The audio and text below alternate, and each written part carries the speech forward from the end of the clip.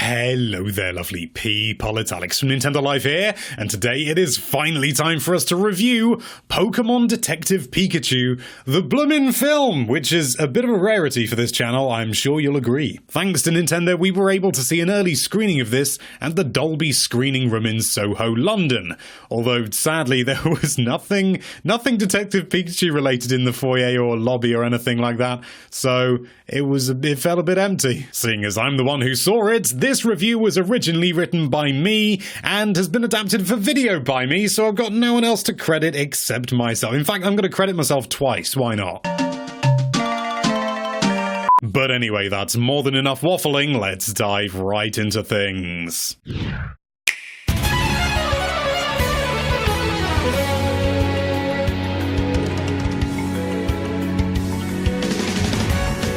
Films based on video games have had a bit of a bad reputation, to say the least. Whether it's the slightly wonderfully dated Mortal Kombat or the infamously muddled and confused Super Mario Bros., the line "it's good for a video game movie" is one we've heard and even thought all too often. Now that Pokémon Detective Pikachu has been unleashed onto the world, can we finally see a proper break from the trend we've become oh so familiar with? If this is a question to which you would like to know the answer, you've come to the right video, bubbo. Despite being the titular character and the one plastered all over the promotional gubbins, Detective Pikachu, played by Ryan Reynolds, plays second fiddle to the real lead, Tim Goodman, played by Justice Smith. Tim's had a phone call letting him know that his father's been involved in a rather hairy accident, and he's gone walkabout to the point that everyone is assuming that he's pining for the fields.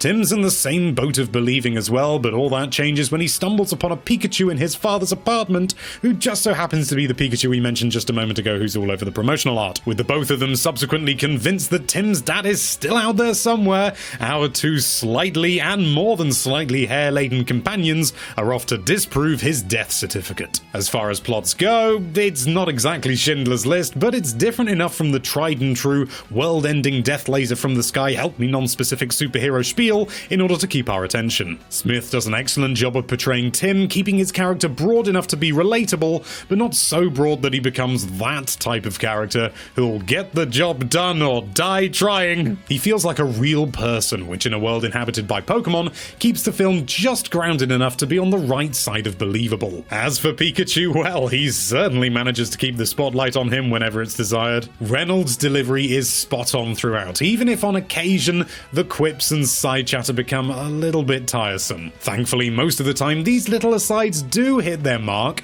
but to say that every one-liner is an absolute zinger would be a little tad misleading. The rest of the cast is enjoyable as well, if slightly forgettable. The exception to this rule is Bill Nighy's performance as Howard Clifford, the mind behind Rhyme City's poker-centric society. We don't want to talk too much about his performance so we don't put our foot in a big steaming pile of spoilers, but suffice to say that he and his character are both entertaining and effective, if perhaps a little underutilized. The first act is undoubtedly the strongest, focusing primarily on the evolving relationship between Pikachu and Tim, and the detective angle of this story gives this entire chunk of the film an almost buddy cop vibe, which is no bad thing. Acts 2 and 3 sadly aren't quite as strong, with Act 2 feeling somewhat like an exposition-a-thon, but with enough interaction and enjoyment to keep it afloat, although truth be told the pacing starts to slip. Act 3 is stronger, but the stakes are raised to a disappointingly predictable degree, which detracts from the small, intimate fun found between the two main characters. Alright, we've held back the pokegasm long enough, let's talk about Rhyme City, its Pokémon, and the film's presentation. The whole thing is an absolute feast for the eyes,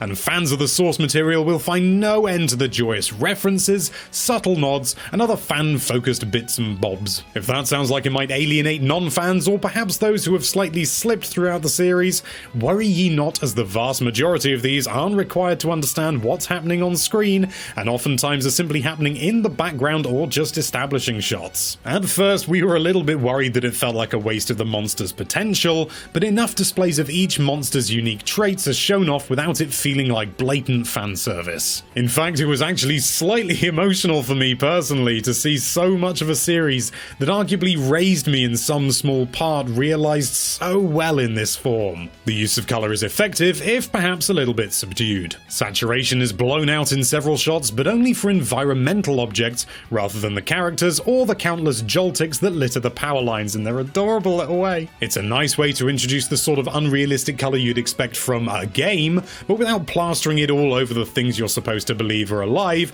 with organs and stuff like that inside them. Each act has its own palette, which helps to further distinguish them from one another and reflect the story's arc, even if said arc isn't anything enormously special. Rhyme City itself is a sprawling, vertical metropolis, which definitely looks like the London in which we saw the film, but has enough of its own DNA to make it feel properly unique. The few shots we do see of the towering monoliths they probably call buildings aren't as numerous as perhaps we would have liked, but having said that, shot after shot of tall buildings is not what the film's all about. Importantly, the respect for the source material is second to none. It's all too easy and too common for big film companies to want to water down or sterilize the art of productions based on for some mad reason, but clearly someone in this process put their foot down and made sure that it stayed as true to its roots as possible. Psyduck actually saying Psyduck in an annoying voice might rub us up the wrong way after a while, but it is at least accurate. That's not to say the film doesn't have its drawbacks, some of which we've mentioned previously. Some of the characters feel underdeveloped, the pacing drags somewhat in the second act and rockets forward in the third,